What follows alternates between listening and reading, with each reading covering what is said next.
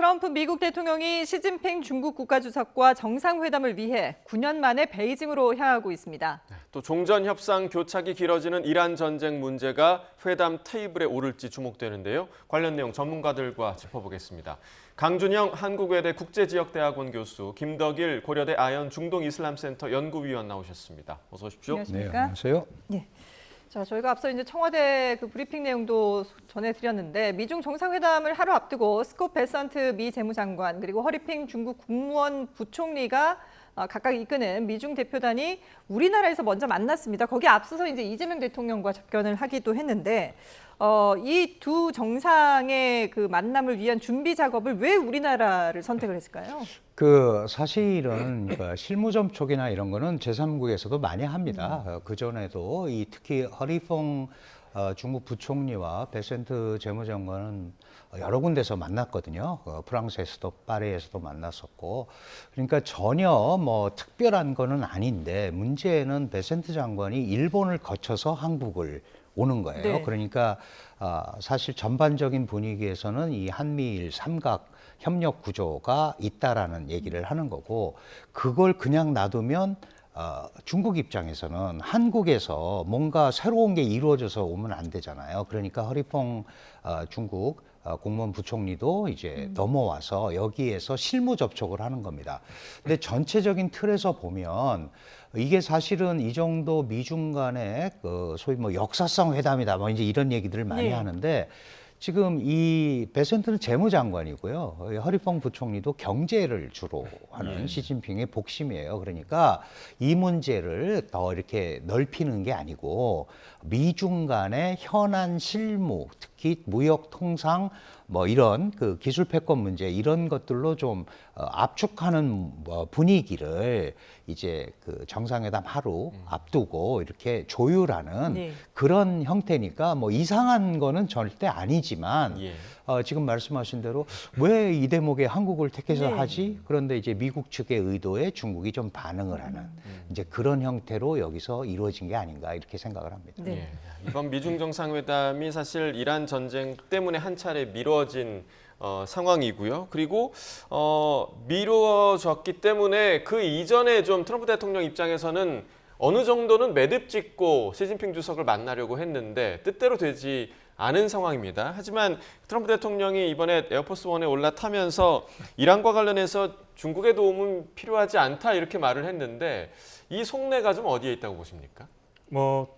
이 이란 문제 같은 경우를 지금 크게 얽매이지 않은 것처럼 보이려는 것 같습니다. 예. 중국과의 가장 큰 이슈는 무역 문제일 뿐이고 그것에 대해서 얘기할 것이고 뭐 이란 문제를 굳이 얘기한다면은 뭐 중국이 자신들이 어떤 미국이 어떤 뭐 거래를 한다거나 아니면 압박을 함으로써 이란을 움직이게 만들게 할 수는 있겠지만 굳이 뭐 중국에 도움을 청할 정도까지는 아니다. 이런 식으로 어떤 자신감을 내비치는 것 같기도 하고요. 하지만 이제 비공개적인 이제 회담 같은 것에서 이제 6번이나 이제 개인적으로 만남이 있다고 하니까 그 자리에서 이란 문제를 한 번 더 이렇게 언급할 수도 있겠죠. 근데 지금 이제 트럼프 대통령의 행보를 보면은 약간 협상을 통한 해결에 대해서 약간 좀 희망을 내려놓는 것 아닌가 하는 느낌도 들기도 합니다. 이게 뭔가 군사적 작전 쪽으로 기우는 느낌도 있기도 하고요. 하지만 마지막으로 어떤 미중 정상회담을 하면서 중국에는 한 번 더 이런 의사를 좀 타진해 보면서 이란을 한번 설득해 볼 수 있으면 설득해 바라는 얘기를 할 것 같고요. 하지만 중국의 입장도 난처할 것 같습니다. 이란의 요청도 받고 있는 상태고 미국으로서는 뭐 요청이라고 안 하고 압박이라고 하겠습니다만 양측의 요청을 받고 있기 때문에 중국의 입장도 이것을 어떻게 대응할 것인지 한번 좀 지켜볼 필요가 있을 것 같습니다. 예. 중국의 입장이 상당히 곤란해진 상황이다라고 말씀을 해주셨는데, 근데 어쨌든 지금 미국 입장에서는 이러한 얘기를 안 할 수는 없을 것 같은데, 그러면 어떤 식으로든 이제 좀 본인들이 원하는 쪽으로 협상을 이끌어야 되잖아요. 그러다 보니까 이제 미중 정상회담 전에도 그 이란과 관련된 중국 기업이라든지 개인에 대한 제재를 가하기도 했고요.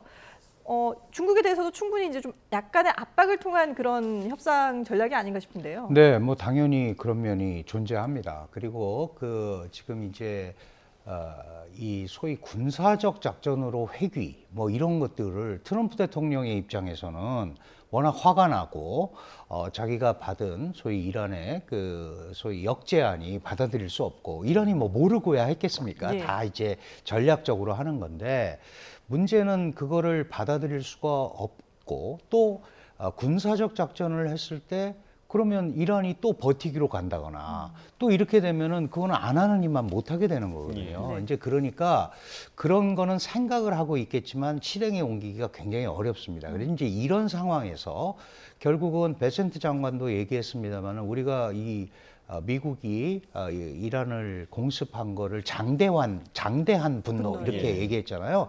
지금 베센트 장관이 부르짖는 거는 경제적 분노입니다. 그러니까 결국 경제적 목줄을 죄어서 이란이 협상장으로 나오게 해야 되는데 그거의 가장 핵심적인 국가가 중국이라는 거죠. 여전히 이란의 원유를 90% 이상 사고 있고 일부 생필품이라든가 뭐 이런 것도 공급하고 있는 걸로 보이고 네. 그러니까 중국이 협력을 해주면 조금 더 협상 분위기를 이어가는데 도움이 되지 않을까.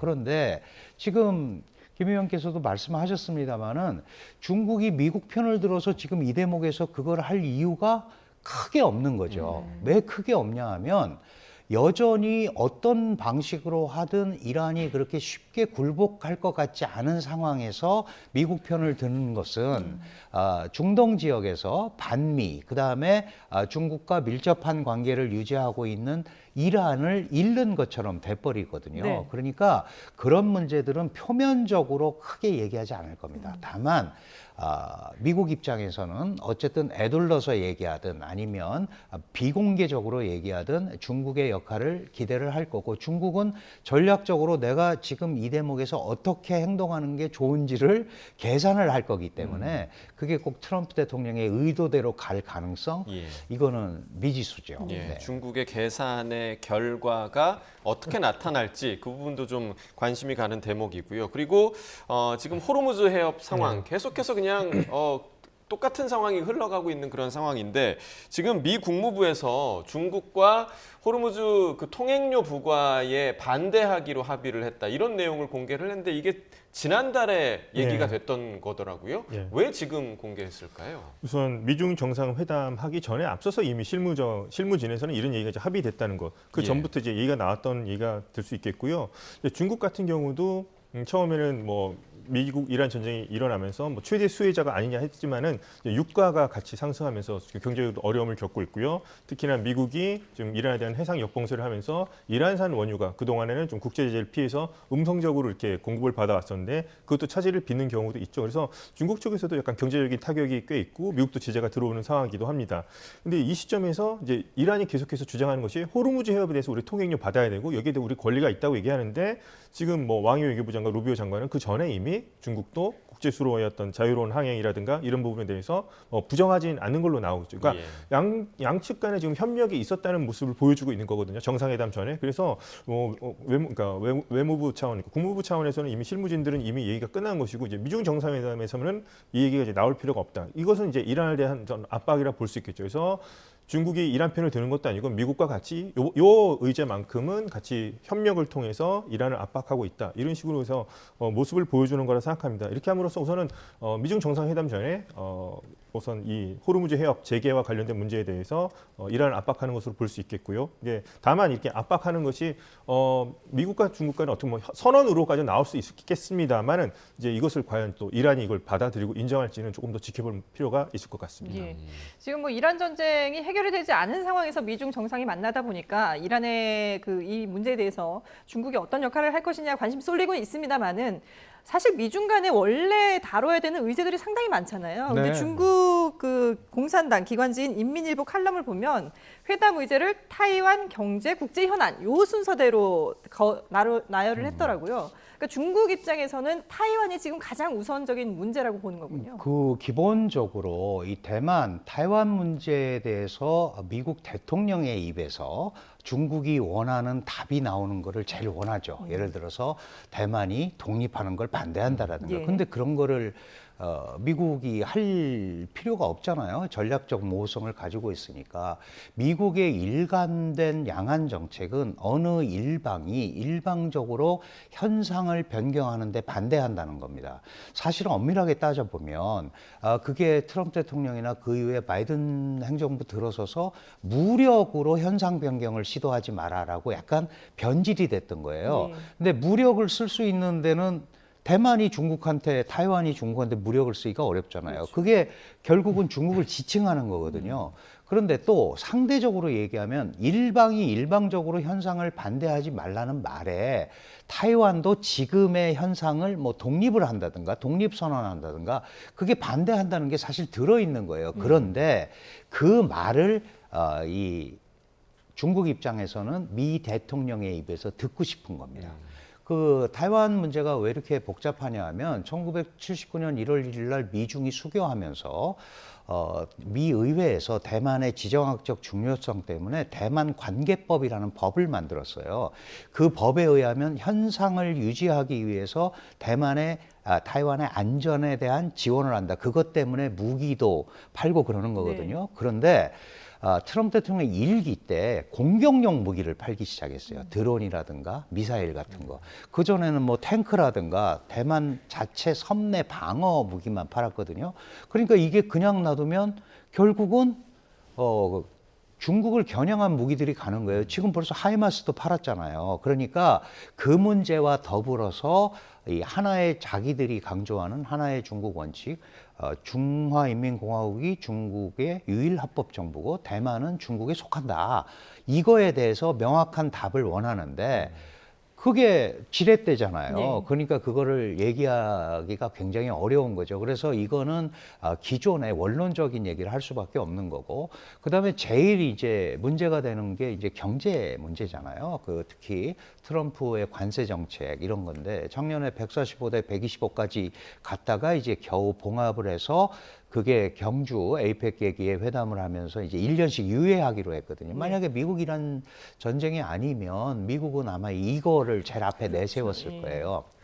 그런데 그 안에 보면 히토류 때문에 반도체 제재라든가 특히 지금 중국이 제일 머리 아파하는 거는 AI 발전을 하는데 미국산 소프트웨어가 없으면 굉장히 어려움을 겪습니다. 이제 이런 것들을 좀 얘기하고 싶고 트럼프 대통령 입장에서는 가시적인 성과가 있는 것, 대두 많이 사줘라, 뭐 이런 것들 있죠. 네. 그래야 이제 선거하고도 연계가 되니까 이런 현실적이고 실질적인 데 좀 초점을 맞출 거고 중국 같은 경우는 큰 틀에서 이렇게 얘기를 할 거고 다만 이제 아까 그 청와대 그 브리핑에서도 나왔지만 우리는 한반도에 그 북한의 위협이나 이런 데서 있으니까 이 대통령께서 이제 미중 양국의 실무대표를 만나서 지역 안보 문제도 굉장히 중요하다. 한반도 문제도 뭐 이런 얘기를 하셨을 거라고 생각합니다만은 그런 것들이 이제 논의가 돼야 된다. 중국은요, 일본에 대한 촉각을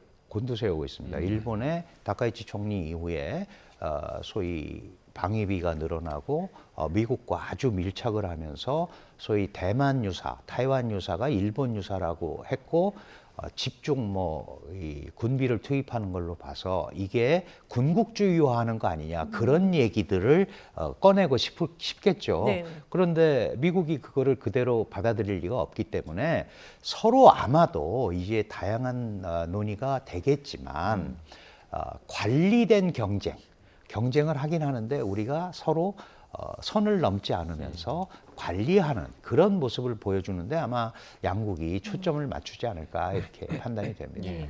자, 중국이 이제 가장 중요하게 생각하는 그 타이완 문제라는 그 의제와 관련해서 지금 서로 듣고 싶은 말이 있는 거 아니겠습니까? 결국에는 협상의 영역으로 들어온 건데 그렇다면 미국 측에서 아직 해결되지 않은 이란 문제를 지렛대로 타이완 문제를 좀 해결을 하려는 그런 가능성도 좀 있지 않겠습니까? 예, 그렇죠. 그래서 아마도 뭐 거래를 한다면 이런 표현은 좀 그렇습니다만 이란 문제와 타이완 문제를 거래하지 않을까. 중국은 미국으로부터 그 얘기를 듣고 싶겠죠. 하나의 중국이라는 걸 확실하게 좀 얘기해달라. 그리고 이 대만 문제에 대해 타이완 문제에 개입하지 말고 타이완에 대해서 이제 무기 수출 같은 게 있으면은 그런 것을 뭐 전면 중단할 수는 없겠지만 그래도 좀 유예해달라든가 이런 식으로 해서 좀 타이완 문제에 대해서는 좀 빠져달라는 식으로 얘기를 할 거고요. 미국이 이제 기대할 수 있는 거는 그 전부터 저는 뭐 파키스탄 중재를 했지만 파키스탄 뒤에는 중국이 계속해서 중재를 해왔다고 했습니다만 아직까지는 이제 성과가 없는 걸로 볼 수 있겠죠. 근데 여기에 대해서 중국의 어떤 외교력을 한 번 더 기대해 볼 수도 있을 것 같긴 합니다. 중국이 이번 4월초 휴전 같은 것에도 파키스탄 뒤에서 중국이 많은 노력을 했었고요.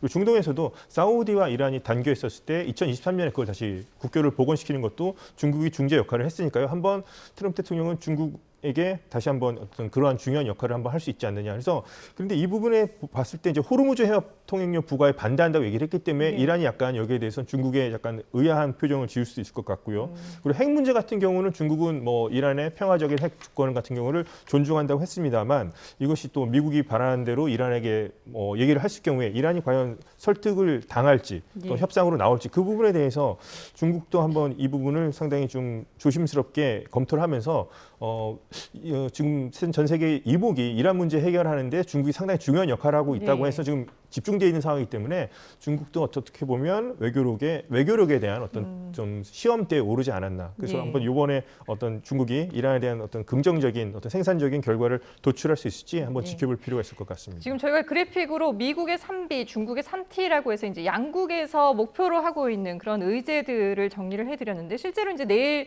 미중 정상회담에서 과연 이 문제들이 어떻게 거론이 되고 또 어떤 타협점을 찾을 수 있을지 좀 지켜보도록 하겠습니다. 이런 가운데 지금 트럼프 대통령이 수감돼 있는 홍콩의 반중 언론인이죠. 지미 라이 문제를 거론할 것이다라고 예고를 했습니다. 이 공개적으로 이제 기자 질문에도 답변을 하고 했는데 이게 중국 입장에서는 상당히 좀 껄끄러운 문제 아니겠습니까? 그렇죠. 그런데 이 양측이 뭔가 경색돼 있는 국면을 이전에도 풀으려고 할 때 미국이 계속 인권 탄압이라든가 뭐 민주 탄압 이런 데 하는 거에 대해서 상징적으로 이런 그 사람을 석방하고 그런 케이스가 몇 개 있습니다. 네. 그 전에 뭐 북경의 봄이라는 1979년 사건이 있었을 때도 거의 종신형을 선고받고 있었던 위경생, 웨이징성이라는 사람을 풀어주고 이제 이렇게 이용을 하는 네. 거예요. 그러니까 이거는 뭐냐 하면 중국이 여전히 인권 탄압국이고 민주 탄압국이기 때문에 우리가 자유민주 시장 경제를 대표하는 대표 국가로서 중국의 이런 합리적인 요구를 한다라는 것을 얘기를 하는 거죠. 이제 그럼으로써 중국이 여전히 권위주의, 뭐 억압적 권위주의라는 표현을 많이 쓰는데 이런 거에 의해서 독재 형태로 가면서 이런 문제가 생기고 있는 것들을 미국이 좀 풀어준다. 중국으로서는 아주 불편한 그렇죠. 거죠. 그게 왜 그러냐 하면 이 홍콩 송환법 사태 이후에 사실은 홍콩이 중국화되느냐 중국이 홍콩화되느냐 이게 이제 2019년 20년에 홍콩의 중국화로 완전히 귀결이 됐고 그 상징적인 인물이 바로 지미 라이라는 언론인이란 말이에요. 네. 그러니까 그거를 만약에 뭐 석방을 시키거나 이럴 수 있다면 근데 중국 입장에서는 자기들이 그걸 탄압했다라는 것을 인정하는 형태가 되잖아요. 네. 그리고 지금 결정적으로 딜을 하는 상황은 아닙니다. 지금 이제 예를 들어서 미중이 어떤 걸 놓고 막 이러면은 되는데 사실 이란 문제하고 타이완 문제하고는 등가 교환이 안 되는 거예요. 네네. 하나는 직접적인 거고 이란은 중동 여러 나라가 얽혀 있잖아요. 그러니까 그렇게 1대1로 보기가 굉장히 어렵거든요. 이제 그런 의미에서 미국의 요구나 이런 것들을 중국이 또 밀리는 입장을 보여주면 안 되니까 그냥 받기는 굉장히 어렵다. 다만 상징적 차원에서 뭐 우리도 이렇게 할 수 있다라는 건 해줄 수가 있는데 네. 이미 너무 이제 바깥에서 뭐 기자회견하면서 우리가 구출하겠다 네네. 이제 이런 거를 너무 보여줬기 때문에 그 동양의 소위 체면 이런 거에 대한 그 고려가 중국 입장에서 보면 아니 그냥 살살 얘기하면 내가 해줄 수도 있는데 저렇게 다 판을 벌려놓고 오면 내가 너무 어떻게 공개적으로 해주느냐 얘기했나요? 예. 예. 뭐 그런 고민도 좀 있지 않을까 그런 생각도 들어요. 예, 네. 알겠습니다. 자, 어쨌든 트럼프 대통령이 오늘 오후에 중국에 도착을 하고 베이징에 도착하고 내일 이제 미중 정상회담이 열리는데요. 계속해서 관련 내용들 저희가 좀 자세히 전해드리도록 하겠습니다. 네, 지금까지 강준영 한국외대 국제지역대학원 교수 그리고 김덕일 고려대 아연 중동이슬람센터 연구위원과 함께했습니다. 두 분 말씀 잘 들었습니다.